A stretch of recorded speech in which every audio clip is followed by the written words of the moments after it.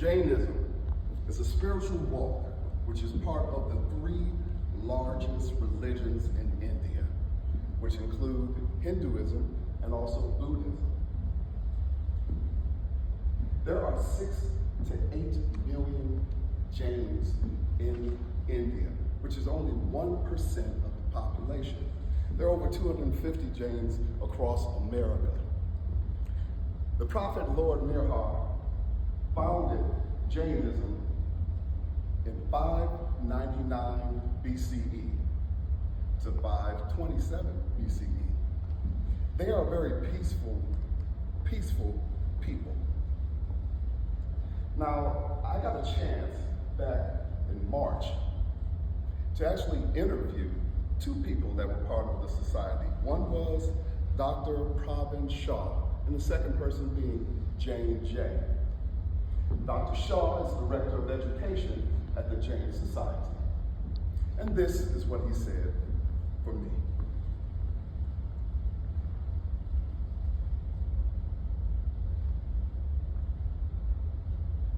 I'm Dr. Pravin Shah.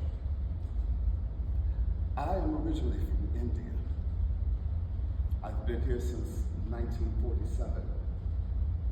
And I've been part of this temple since 1972. So I asked the doctor, I was like, do you come here every day to worship? And he said, no. Most of us have our shrines inside of our homes, so we are able to worship whenever we see fit.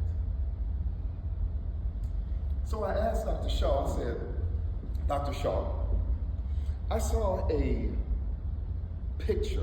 large picture downstairs that was showing the essence of Jainism. Could you elaborate a little bit more about that?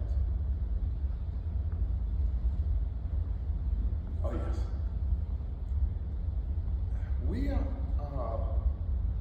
We look for 3 different things in Jainism. We have liberation, we have reincarnation,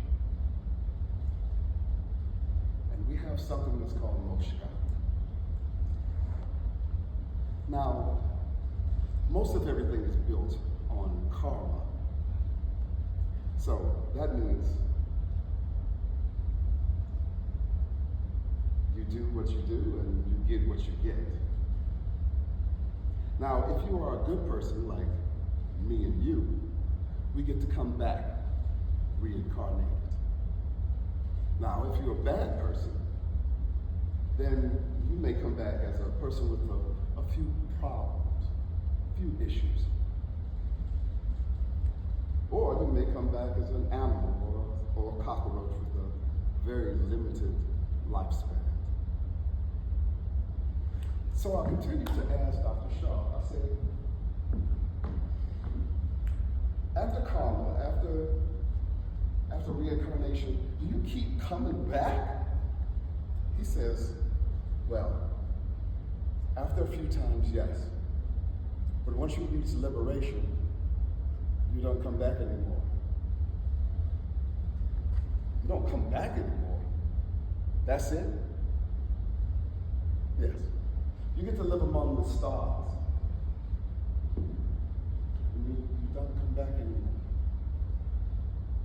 On my second visit to the Jain Society, I talked with a young man named Jane Jay, who is actually one of the people that worships there at the temple. And this is what he had to say. There are over 5,000 people that come to the temple on a weekly basis. We have 12 different levels of education here, all the way from children all the way to adult classes. We teach about the Jain diet. Most of us are vegetarians.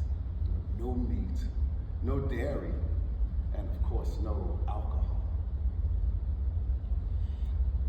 So when we actually reach liberation, we are free to do whatever we need to do.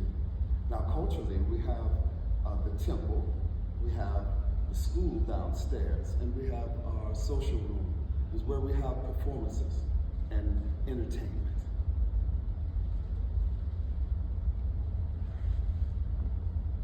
After talking to these two gentlemen, I found that I had made 2 new friends. Which brings me to non-absolutism, which is the second essence of Jainism, meaning that everyone has their opinion. Everyone can say what they want to say as long as they're not disrespecting anyone.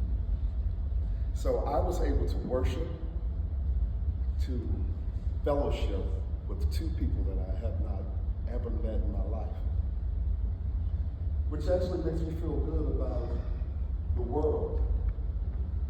Maybe we all can get together and live together in peace and harmony. Isn't that what everybody wants?